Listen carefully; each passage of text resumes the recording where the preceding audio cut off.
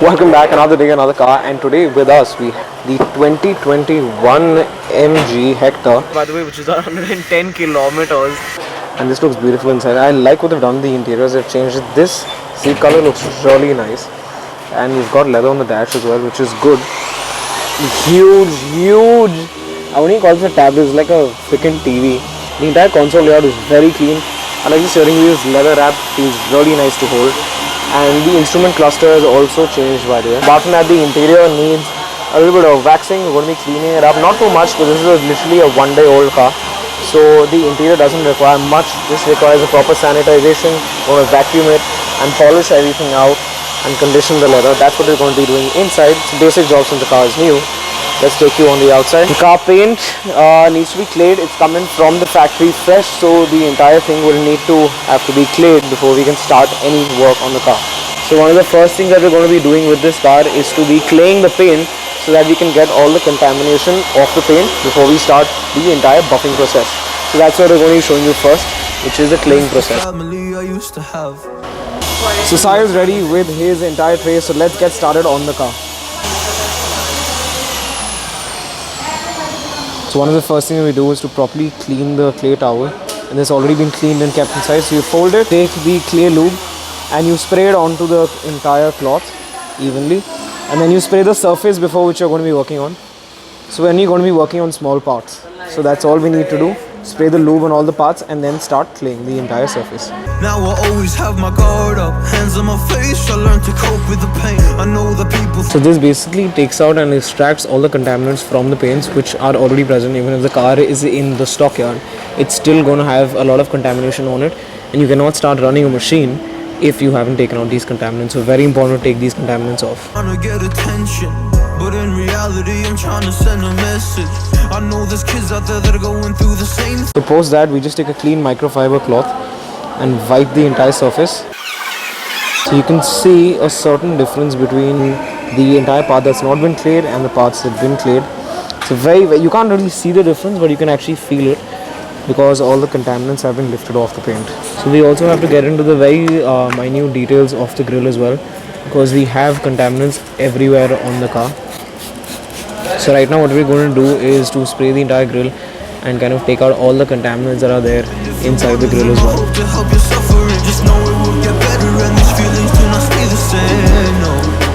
Move with the camera, move towards the logo, move.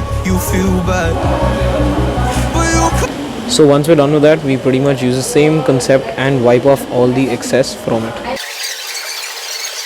So one of the next things that we do is also to decontaminate these alloys.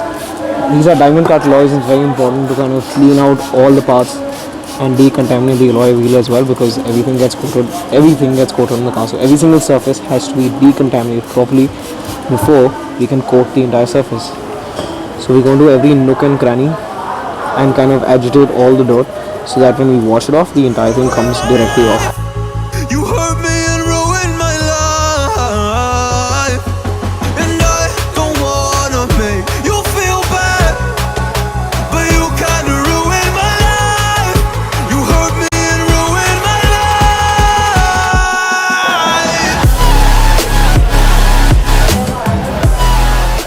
Now the next thing that we're going to be doing is to polish the entire bonnet to take off all the light scratches before we start our ceramic process.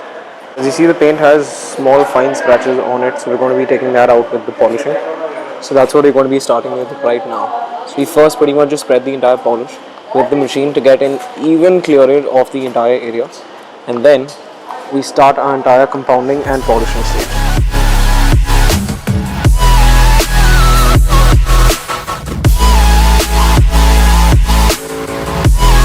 So basically now we're done with the entire compounding process, and you can look at the shine on the paint. It's got the entire mirror finish on it, and we've taken out all the scratches on the paint. We're just going to be applying one more layer of polishing on the car so that the ceramic coating can be applied right on top of it fresh. Just look at that. Just look at the mirror finish on the paint. What that we do is compounding of the paint. So basically this takes out all the minute scratches that are present on the car, and there are a lot of them that come in even when the car is brand new. You have a lot of them. So this first step basically takes out all those scratches from the paint.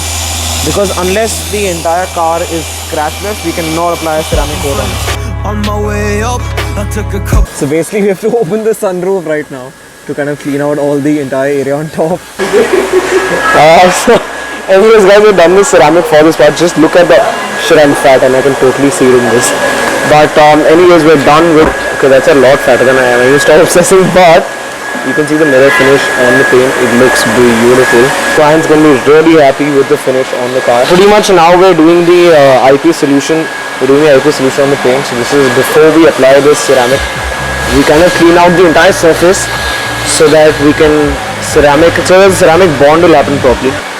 So this process basically takes out all the oils that are there in compounding and polishing. All of that comes out in this step. You have to completely clean out the surface. As you can see, it is completely clean, spotless before we put on the ceramic, because if you don't do the paint correction phase properly, there's no point putting ceramic onto a scratch surface. This surface has to be completely rid of any contamination and of any swirl marks or scratches. So this is the process of the ceramic coating that's going on, and as you can see, there is a fade in the paint. That is because of the coating. So it's a very thin, transparent line that you can see. So basically the layer that you see right now, the fade that you see right now, is basically the ceramic coating that takes a while to bond with the paint. I popped a couple pills, but they don't do much, and now I take Prozac in the morning. See, we use a 3-layer coat of this. So we have top coat, base coat, and another final coat that we put onto it. And this, ladies and gentlemen, is the ceramic, and that's what protects your car. This is all a